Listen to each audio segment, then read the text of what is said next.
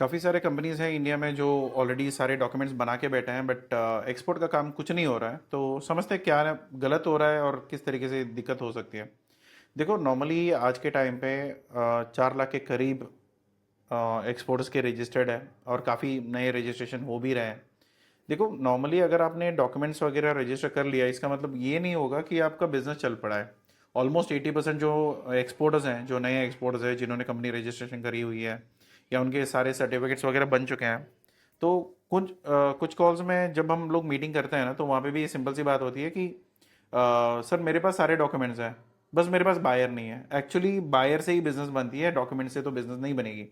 देखो, एक्सपोर्ट करने के लिए डॉक्यूमेंट्स चाहिए, वो बात तो सही है, मगर ये ऐसा तो नहीं होगा कि यार डॉक्यूमेंटेशन मैंने कर ली तो बायर चलता हुआ आएगा। ऐसा कभी नहीं होता है। नॉर्मली 80% के ऊपर ऐसे कंपनीज हैं जो कुछ नहीं करते हैं, एक एक्सपोर्ट भी नहीं करते हैं, उनकी काम वाइंड अप हो जाता है। और काफ़ी बार क्या होता है कि किसी की सुनी सुनी बातों पे आके फिर काम अटक जाता है। तो देखो, नॉर्मली सिर्फ डॉक्यूमेंटेशन सही कर लेना या कुछ और चीज़ें ना करना, तो फिर उसमें से आपको बिजनेस नहीं मिलेगा। तो ये आपको ध्यान में रखना है। इसमें प्रॉपर एफर्ट जाएगा, मेहनत जाएगा बायर ढूंढने के लिए और बाकी सारी चीज़ों के लिए, तभी आपका काम कुछ बन सकता है। तो यहाँ पे क्या होगा कि अगर आपने बिजनेस बनाने के लिए चाहत रखते हो कि हाँ, डॉक्यूमेंटेशन के बिना एक्सपोर्ट हो सकता है क्या? बिल्कुल नहीं हो सकता। ये डॉक्यूमेंटेशन सारे चाहिए, मगर सिर्फ डॉक्यूमेंटेशन करके बैठने से भी आपका बिजनेस नहीं बनने वाला है। तो डॉक्यूमेंटेशन करो, उसके बाद भी बहुत सारी चीज़ें करनी पड़ेगी। अगर वो नहीं करोगे तो इसका कोई मतलब नहीं है। ये सिर्फ आपके ऊपर बोझ बन के बैठेगा और सिर्फ महीने का जीएसटी आपको भरना पड़ेगा एंड एनुअली जो आईटीआर वगैरह भरना है वो रहेगा, फिर बाकी जो आरसीएमसी वगैरह जो भी रहेगा, इसकी कंप्लाइंसेस कॉस्ट आपको पे करनी पड़ेगी। क्योंकि एज ए एक्सपोर्टर आपको इसके अलावा और कोई चीज़ें आपके हाथ में रहेगा भी नहीं और आप कुछ करोगे भी नहीं। तो यहाँ पे अगर आपको ये लगता है ना कि काफ़ी लोगों को ये हिसाब होता है, सर मैं रजिस्ट्रेशन कर लूँगा तो कोई कंपनी मेरे पास आके ऑर्डर देगा। ऐसा कोई कंपनी नहीं करता है, कभी ऐसा होगा भी नहीं और ऐसे आप सोचना भी नहीं चाहिए, क्योंकि ऐसा कोई काम बनता ही नहीं मार्केट में। तो काफ़ी लोगों को क्या होता है कि क्या बेचना नहीं पता, कितने में बेचना है, लैंडिंग कॉस्ट नहीं पता, और काफ़ी बार बायर को बोलते भी नहीं है।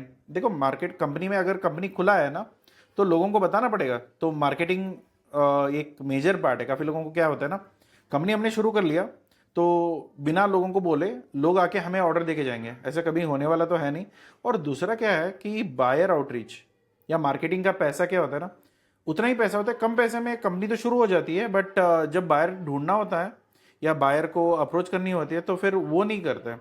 उनको ये लगेगा कि ठीक है, पहले ही ऑर्डर आने दो, उसके पैसे से जितना भी प्रॉफिट आएगा उसको मैं री इन्वेस्ट करूंगा। तो ये चक्कर में ना आपका बिजनेस कभी बन ही नहीं सकता है, क्योंकि कोई भी आके आपको आसमान से कोई ऑर्डर तो देगा नहीं। आप मेहनत करोगे, आप उनको ईमेल भेजोगे, आप उनको कांटेक्ट करोगे, तभी कोई बिजनेस बन सकती है। तो उनको लगेगा कि हाँ, आप ईमानदार आदमी हो, एक तो आप पैसे देने लायक हो, और दूसरा आप अपने प्रोडक्ट जो भी उनको चाहिए होगा वो आप ढंग से सप्लाई कर सकते हो।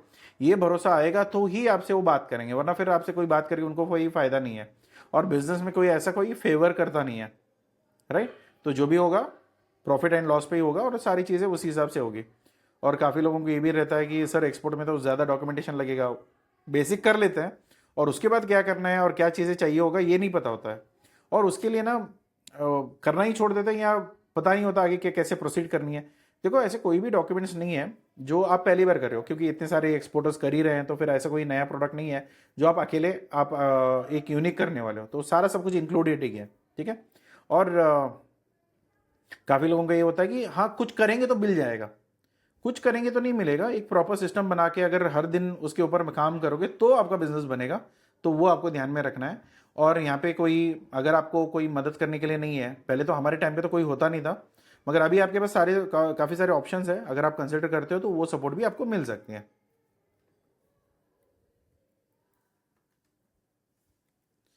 तो रजिस्ट्रेशन को आप बिजनेस मानोगे तो वो बड़ी गलती है। प्रॉब्लम तो पहले वहीं पे शुरू हो जाता है कि आपने कंपनी शुरू करी, कंपनी शुरू होता है मतलब बिजनेस शुरू हो जाता है। कंपनी रजिस्ट्रेशन करके बैठ गए, एक रबर स्टाम्प बनाने से ना बायर नहीं आएगा या आपकी कंपनी पे भरोसा नहीं आएगा। जब आपके पास सारा सब कुछ है, सेल्स है, बाकी सब चीज़ें आपने सॉर्ट आउट कर रखी है, तो फिर काम बनेगा। तो एक होता है ना कि मैं ना सब कुछ करूंगा, एक बहुत बड़ी प्रॉब्लम आती है। एक तो ठीक है, कंपनी रजिस्ट्रेशन आपने कर लिया, वो कल नहीं तो परसों काम में आ जाएगा। मगर एक चीज़ है कि जो बिजनेस आपका डुबा सकता है वो है कि मैं सब कुछ करूंगा, या ना मुझे ना चावल भी बेचनी है, मुझे स्पाइस बेचने हैं, मुझे ग्रेनाइट भी बेचना है, मुझे हैंडीक्राफ्ट भी बेचनी है, और मुझे सब कुछ करना है। तो इस चक्कर में क्या होगा ना, आप कुछ भी नहीं करोगे। अगर आप एक सोचो, एक डॉक्टर के पास जाओगे, और वो बोलेगा कि क्या तकलीफ है, आप बोलोगे सब कुछ तकलीफ है, तो वो क्या ट्रीट करेगा? वो तो कुछ बोलेगा कि भाई तुम निकल। तो वही हिसाब से यहाँ पे भी काम होगा। जब आप काम कर रहे हो, आपके पास पता होना चाहिए कि क्या प्रोडक्ट आपको बेचना है और किसको बेचनी है। अगर आपको यही नहीं पता कि क्या बेचना है, तो खरीदेगा कौन? आप दुकान खोल रहे हो, किस चीज़ का खोल रहे हो? नहीं नहीं, मैं तो सब कुछ बेचूंगा। अरे सब कुछ थोड़ी ना बेच पाओगे। देखो, आप अपनी डोमेन का या जो भी प्रोडक्ट आप पिक करते हो उसमें थोड़ी एक्सपर्टीज अगर आप लेके आओगे तो वो आपके लिए फायदेमंद रहेगा। उसके ऊपर आपको काम करना पड़ेगा, वरना फिर ऐसा तो नहीं होने वाला। अगर आपको लगता है ना कि आपको प्राइस पता है, आपने इंडिया मार्ट से जो जो कोई नंबर निकाला, आपको कहीं पे चेक किया होगा, दो तीन वेबसाइट पे, इंडिया मार्ट हो सकती है, अलीबाबा हो सकता है, कोई और वेबसाइट पे, वहाँ पे जो प्राइस है उसी को आप क्लाइंट को डाल के दे रहे हो। आपने अभी तक बात भी नहीं करा, आपको पता ही नहीं है कि क्या प्राइस है। आपको मेजरली होता है फैक्ट्री प्राइस, वो तो आपको फैक्ट्री वाले दे देंगे। उसके बाद भी आपको फ्रेट होता है, सी होती है, एयर होता है, इंश्योरेंस होता है, फिर पोर्ट हैंडलिंग होती है, फिर उसके बाद कस्टम ड्यूटी होता है, फिर उसके बाद मार्जिन होते हैं, करेंसी इम्पैक्ट होता है। तो ये सारी चीज़ें जब तक आप प्रॉपरली प्लान नहीं करोगे, इवन एक्सपोर्ट पैकेजिंग का भी जो कॉस्ट होती है, या जब मटेरियल वहाँ पे पहुँच जाता है तो वहाँ पे उसका इनलैंड का कॉस्ट क्या होगा, ये सब चीज़ें आपको कैलकुलेट करनी पड़ेगी।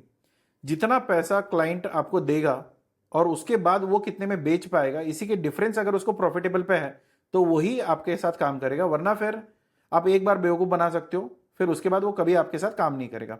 ये आपको बेसिक चीज़ें समझ में रखना है, तभी आप काम कर सकते हो, वरना फिर काम नहीं बनेगा। ठीक है? अगर आपने प्राइस, अगर आपको पता ही नहीं है कि कितने में बिक रहा है, तो आपने कुछ भी बोल दिया, एक तो ज़्यादा बोल दिया या बहुत कम बोल दिया। अगर ज़्यादा बोल दिया तो उनको लगेगा कि आप सीरियस नहीं हो, अगर ज़्यादा ही कम बोल दिया तो फिर उनको लगेगा कि आपको काम नहीं पता। तो इन दोनों सिचुएशन पे आपका तो कोई भला नहीं हो सकता।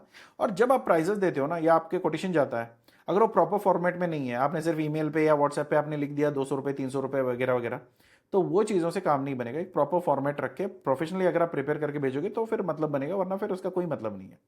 तो प्राइसिंग में क्या क्या चीज़ें इंक्लूड होनी चाहिए जो नॉर्मली लोग मिस कर देते हैं या उनको पता नहीं होता है। देखो, पहले होता है एक्स फैक्ट्री का, जो भी फैक्ट्री का रेट है, जो भी मैन्युफैक्चरिंग लेबर्स वगैरह सब मिला के जो भी कॉस्ट होगा वो रहेगा।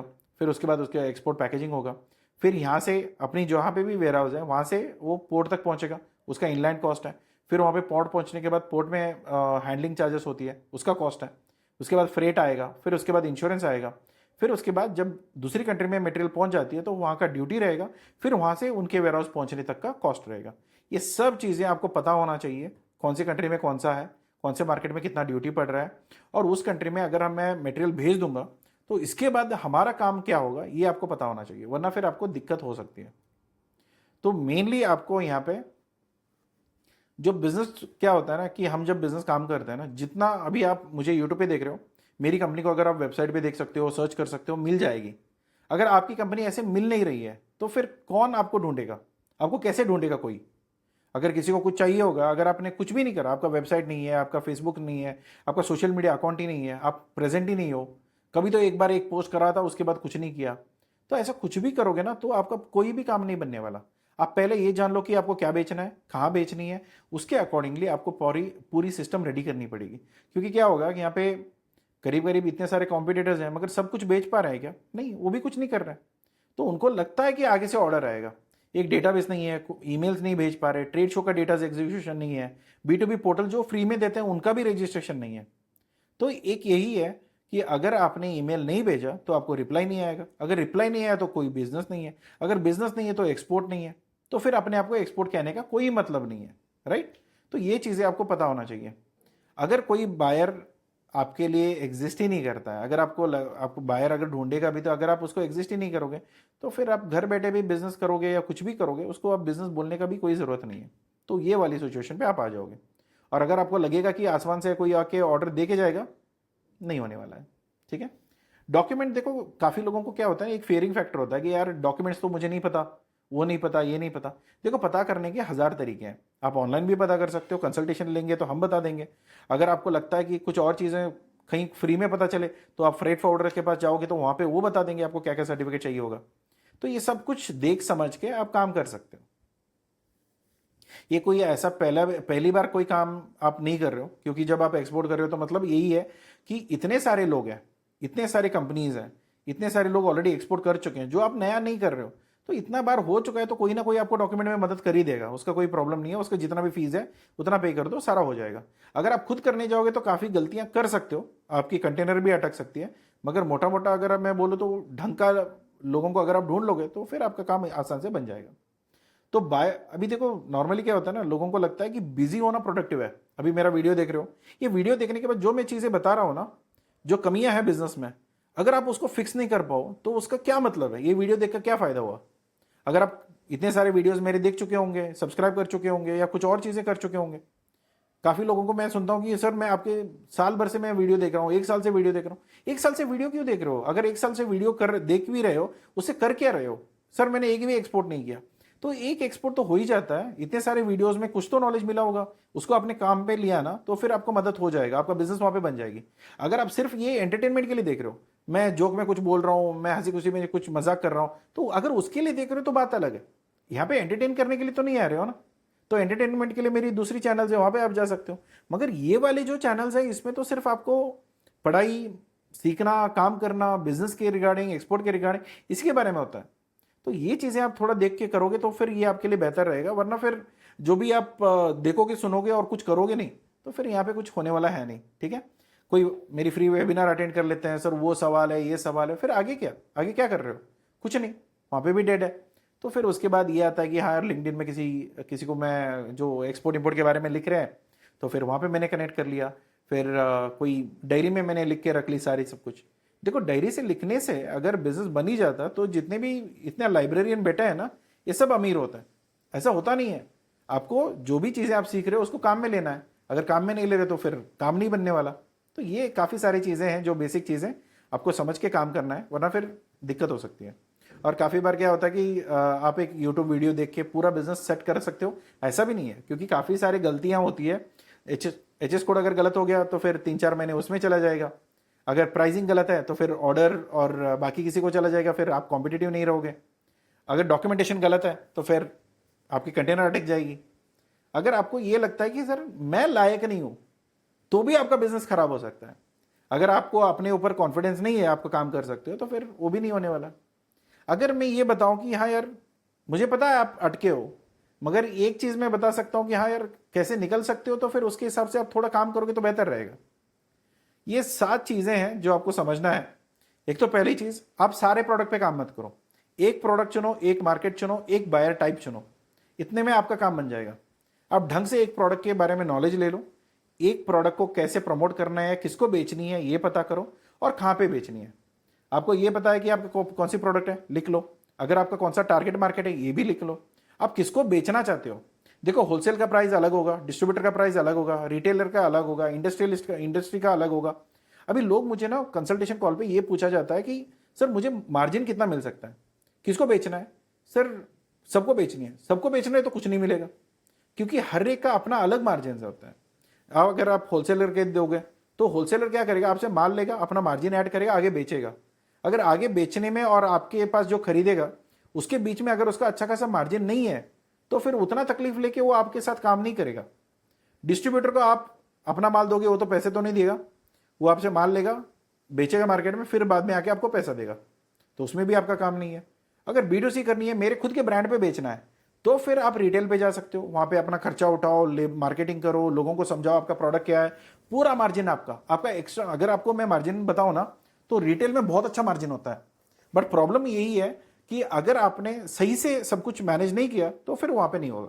इंडस्ट्री में बहुत अच्छा वॉल्यूम आता है, मार्जिन बहुत पतले होते हैं, क्योंकि वो आपके प्रोडक्ट को एज ए इंग्रेडिएंट लेते हैं। आपका मेन प्रोडक्ट नहीं है उनका, आप उनके प्रोडक्ट के इंग्रेडिएंट हो। तो उसमें क्या होगा, होलसेल में मार्जिन बहुत कम है मगर वॉल्यूम बहुत ज़्यादा है। डिस्ट्रीब्यूशन में मार्जिन भी कम है, वॉल्यूम भी ज़्यादा है। अगर आप रिटेल में देखोगे तो मार्जिन बहुत अच्छा है मगर वॉल्यूम कम है। और इंडस्ट्री में वॉल्यूम बहुत ज़्यादा होता है, फिर उसमें मार्जिन भी बहुत कम होता है। तो ये देखना पड़ेगा कि आपको एग्जैक्टली चाहिए क्या है, और उस हिसाब से आप प्रोफाइलिंग करके आप प्लान कर सकते हो। अगर ये 3 चीज़ आपके पास नहीं है, किसको बेचनी है, क्या बेचना है और किधर बेचनी है, तो अगर ये चीज़ें नहीं पता तो फिर काम नहीं बनेगी। तो आप ईमेल लिखने की भी जरूरत नहीं है, क्योंकि लोग आपको एंटरटेन भी नहीं करेंगे। अगर आप ये बोल के जाओगे कि मैं कुछ भी बेच दूंगा, उससे काम नहीं बनेगा। ठीक है।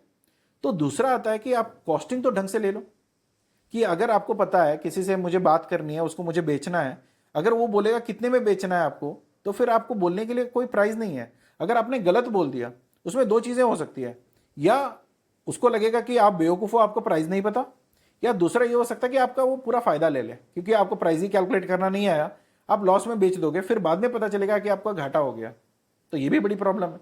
तो कम से कम डेटाबेस बिल्ड कर लेना कि कौन सा प्रोडक्ट मुझे बेचनी है, कहाँ का बेचना है और किसको बेचनी है, इसका डेटाबेस रेडी करो, उसको टारगेट करो, फिर उनसे बात करो, फिर आपका काम बन जाएगा।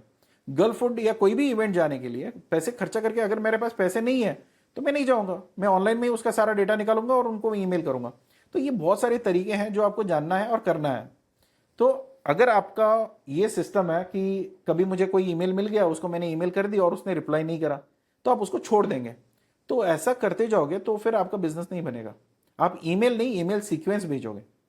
जब आप मल्टीपल ईमेल्स भेजोगे ना, अगर उसको एक ईमेल नहीं मिला, दूसरा मिलेगा, तीसरा मिलेगा, चौथा मिलेगा, आप क्या करते हो कि 500 लोगों को एक ही तरीके का ईमेल भेज दोगे।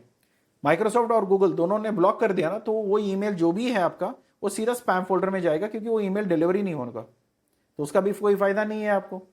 क्योंकि सिस्टम तो यही दो यूज करते हैं, एक तो माइक्रोसॉफ्ट यूज करते हैं या फिर गूगल वाला वर्क स्पेस यूज करते हैं, और इन दोनों का सिस्टम बहुत तगड़ा है। अगर आपने मास मेलिंग करी हुई है तो फिर ब्लॉक हो जाएगा, तो फिर उसके बाद कोई मतलब नहीं है, वहां पे काम खराब हो जाएगा।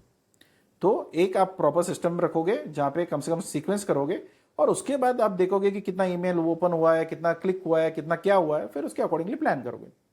तो कम से कम 50 ईमेल अगर आप पर्सनलाइज करके भेजोगे तो फिर आपकी ईमेल्स वहां पे पहुंचेगी और वहां से रिप्लाई आने के चांसेस रहेगा, वरना फिर कोई मतलब नहीं है। लोगों को ना डॉक्यूमेंट्स देख के डर जाते हैं, तो काफी सारे डॉक्यूमेंट्स हैं जो आप आराम से कर सकते हो।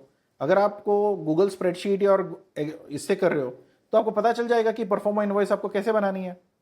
उसके लिए भी काफी सारे सॉफ्टवेयर है जो अच्छी खासी सॉफ्टवेयर है जो प्रॉपरली आप करके भेज सकते हो प्रॉपर फॉर्मेट में।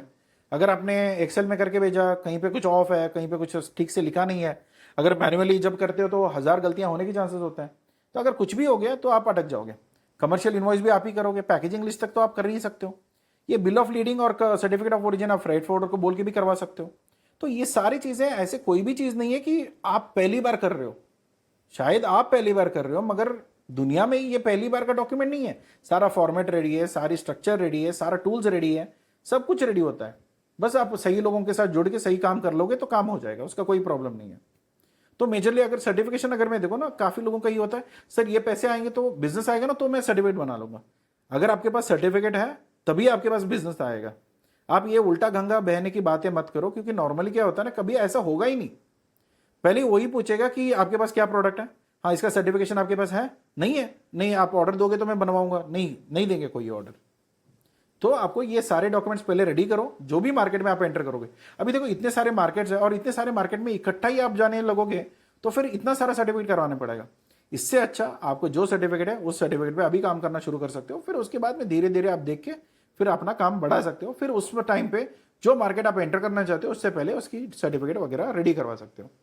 तो दूसरा ये है मैं कि जब हमारे टाइम पे क्या होता था कि हमें सीखने के लिए कुछ ऑप्शंस नहीं होते थे, कि हम लोग कंपनी में जाते थे, सीखना शुरू करते हैं तो 4-5 साल के बाद पूरा कंपनी का पूरा स्ट्रक्चर पता चलता, क्योंकि जाते ही कोई आपको पूरा खोल के नहीं बताएगा कि बिजनेस कैसे चल रहा है। तो ये बड़ी प्रॉब्लम होती है। तो यहाँ पे आपको पता होना चाहिए, अगर आप अकेले कर रहे हो, अगर आपको कहीं पे तकलीफ है, कुछ है, तो आज के टाइम पे सपोर्ट सिस्टम अवेलेबल है, हमारी तरफ से भी सपोर्ट है। मैं खुद ट्रेन करता हूँ एक्सपोर्ट इंपोर्ट में। तो ये सारे ऑप्शंस जब आपके पास है तो उसके फायदा लेके भी आप काम कर सकते हो। उससे एक चीज ये होगा कि आपका टाइम बचेगा, आपके पैसे बचेंगे, क्योंकि गलतियां करके आओगे तो फिर सारा पैसा उड़ चुका होगा, फिर उसके बाद में अगर आप ट्राई करोगे उसका कोई मतलब नहीं है। तो यहां पे ये देख लेना